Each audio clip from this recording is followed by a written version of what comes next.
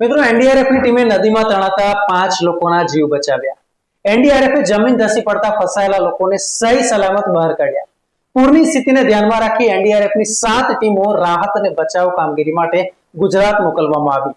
એનડીઆરએફની ટીમે જીવના જોખમે 5 લોકોનું રેસ્ક્યુ કર્યું.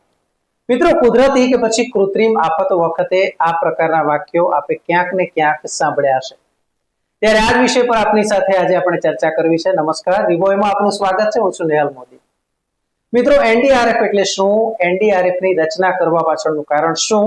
કયા પ્રકારની ઇમરજન્સી આવે, આપદા આવે કે જેને પહોંચી વળવા એનડીઆરએફ ની જરૂર પડે, તેની આજે આપણે ચર્ચા કરવી છે. મિત્રો, એનડીઆરએફ તેનું પૂરું નામ છે નેશનલ ડિઝાસ્ટર રિસ્પોન્સ ફોર્સ, એટલે કે રાષ્ટ્રીય આપત્તિ નિવારણ દળ.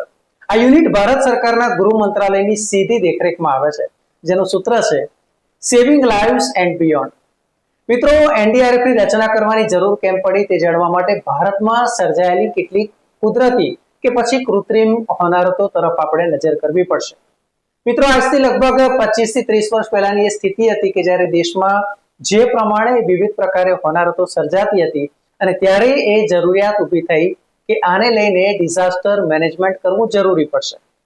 25 વર્ષ પહેલાની વાત કરીએ તો વર્ષ 1998 ની એ ઘટના યાદ આવે કે જ્યારે કચ્છમાં જે પ્રમાણે વાવાઝોડું ત્રાટક્યું હતું અને અચાનક 1100 લોકોના ભોગ લેવાયા હતા. એટલું જ નહીં, દેશમાં તે સમયે અબજો રૂપિયાનું તેને કારણે નુકસાન પણ થયું હતું. 1999 ની એ ઘટનાની વાત કરીએ, વાત છે ઓરિસ્સાની, કે જ્યાં મહા વાવાઝોડું આવ્યું હતું અને તે વાવાઝોડામાં સરકારી ચોપડે લગભગ 10,000 ના મોત અને તેવી જ રીતે બિન સત્તાવાર મોતનો આંકડો 30,000 ને પાર હતો. સાથે 444 કરોડ જેટલું અધધ કહી શકાય તેવું નુકસાન પણ થયું હતું. મિત્રો, જ્યારે 2001 ની ઘટનાને યાદ કરીએ તો આપણને એ દિવસ યાદ આવે છે 26 જાન્યુઆરી 2001 નો દિવસ, રિપબ્લિક ડે ઓફ ઇન્ડિયા. ગુજરાતમાં કચ્છમાં જે વાવાઝોડું, જે ભૂકંપ આવ્યો અને આ ભૂકંપની સ્થિતિમાં 20,000 થી વધુ લોકોનો ભોગ લેવાયો. ધરતીકંપ જે આવ્યો તેનું કેન્દ્ર બિંદુ ભચાઉ હતું, ત્યારે ભચાઉની સાથે સાથે ભુજ, અંજાર અને અમદાવાદમાં પણ મોટે પાયે ખુવારી થઈ હતી. અનેક જૂની કે પછી જર્જરિત ઊંચી ઇમારતો ધ્વસ્ત થઈ હતી. હજારો લોકો કાટમાળમાં દટાઈ ગયા હતા. વર્ષ 2004 ની ઘટનાને યાદ કરીએ કે જ્યારે સમુદ્રમાં સુનામી આવી હતી અને ત્યારે નહીં માત્ર ભારત પરંતુ વિશ્વના 14 દેશોને તેની અસર પડી હતી. અને આ સૌથી મોટું જે હોનારત હતી કે જેમાં કુલ મળીને 2,28,000 લોકોના જીવ ગયા હતા. મિત્રો, તમને થશે કે આ વાત અહીંયા કેમ? એટલા માટે કે આ બધી જ કુદરતી કે પછી કૃત્રિમ હોનારતોથી વિશ્વને અને ભારતને એ જરૂર જણાય કે જ્યારે આ પ્રકારની રાષ્ટ્રીય કે આંતરરાષ્ટ્રીય કક્ષાની આપદા આવે ત્યારે તેની સામે લડવા માટે આગોતરું આયોજન ખૂબ જ જરૂરી છે. આફત આવીને જાય અને ખૂબ જ મોટું નુકસાન કરે તેના કરતા આફત પહેલા અગમચેતી રૂપી પગલા લેવામાં આવે તો જાનમાલનું થતું મોટું નુકસાન અટકાવી શકાય છે અને આથી તેના પર વિશેષ ભાર મૂકવામાં આવે તેવી તાતી જરૂરિયાત. આ બાબતની ગંભીરતાને લેવામાં આવીને ત્યારે 26 જાન્યુઆરી 2005 ના રોજ ભારતની સંસદમાં ડિઝાસ્ટર મેનેજમેન્ટ એક્ટ પસાર કરવામાં આવ્યું, જેને કહેવાય છે આપત્તિ પ્રબંધન કાયદો. નેશનલ ડિઝાસ્ટર મેનેજમેન્ટ ઓથોરિટીની રચના કરવામાં આવી અને આ બધા જ સંબંધિત નીતિ આયોજન અને માર્ગદર્શિકા તૈયાર કરવામાં આવી. અહીં આપણે જણાવવાનું કે નેશનલ ડિઝાસ્ટર મેનેજમેન્ટ ઓથોરિટીના અધ્યક્ષ દેશના વડાપ્રધાન હોય છે. કુદરતી કે પછી માનવ સર્જિત હોનારતમાં રાહત અને બચાવ કામગીરી માટે એનડીઆરએફ ની રચના કરવામાં આવી છે. હાલ દેશભરમાં એનડીઆરએફ ની કુલ 16 જેટલી બટાલિયન તૈનાત છે. એક બટાલિયન એટલે તેમાં કુલ મળીને 1,149 સુરક્ષા કર્મીઓ હોય છે. કુલ મળીને લગભગ આખા દેશમાં એનડીઆરએફ ની વાત કરીએ તો 13,788 પણ વધુ તેનાથી વધુનો સ્ટાફ હોય છે. એનડીઆરએફ નું વાર્ષિક બજેટ પણ તય કરવામાં આવે છે અને આ વાર્ષિક બજેટ તે છે 1600 કરોડ રૂપિયા. મતલબ કે એનડીઆરએફ દ્વારા વર્ષે લગભગ 1600 કરોડનું તેનું બજેટ છે. અને એનડીઆરએફ ની રચનાથી લઈને આજ સુધી એનડીઆરએફ દ્વારા કોના કેટલા લોકોના જીવ બચાવ્યા છે તેની પણ આપણે વાત કરીએ ત્યારે તે પહેલા આપણે જણાવી દઉં કે આ ટીમમાં હોય છે કોણ કોણ. એનડીઆરએફ ની ટીમની વાત કરીએ તો તેમાં doctors, engineers, technician, electrician, dog squad, medical, paramedical department આ તમામ ટીમોનો સમાવેશ થાય છે.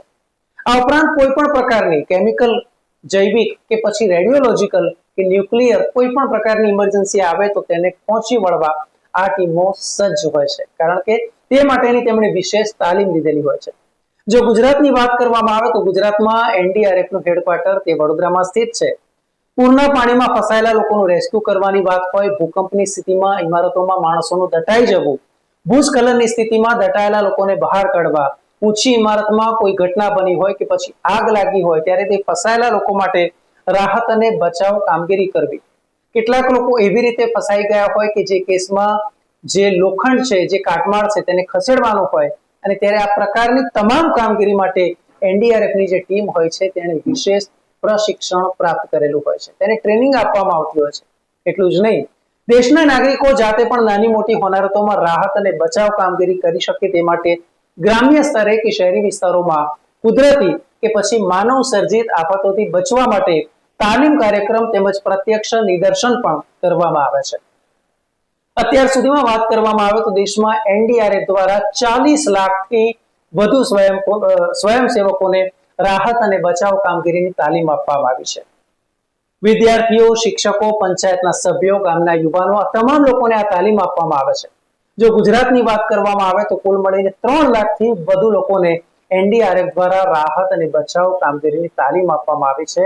યુવાઓએ તે તાલીમ લીધી છે અને હવે આ પ્રકારની કોઈ પણ આપદા આવે તો તેના માટે તેઓ સજ્જ છે.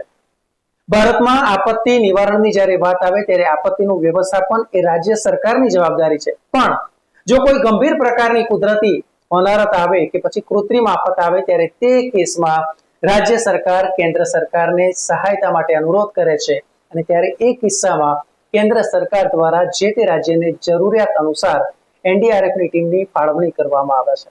ત્યારે એક બાબત તો ચોક્કસ છે કે જેમ સરહદ પર આપણા સૈનિકો આપણી માતૃભૂમિની રક્ષા કરે છે, તેવી જ રીતે દેશની અંદર જ્યારે કોઈ પણ પ્રકારની આફત આવે ત્યારે આજ જે એનડીઆરએફની ટીમ છે તે આપણા નાગરિકોની રક્ષા કરે છે, સુરક્ષા પ્રદાન કરે છે. એટલે મિત્રો, જ્યારે પણ આ પ્રકારની કોઈ આફત આવે ત્યારે એનડીઆરએફની ટીમ જો ત્યાં લાગી હોય તો એક બાબત ચોક્કસ કહીશ કે શક્ય તેટલી તેમને સહાય કરજો, કારણ કે એ છે કે જે 24 કલાક 24/7 365 ડેઝ આપની મદદ માટે તૈયાર છે. જય હિન્દ.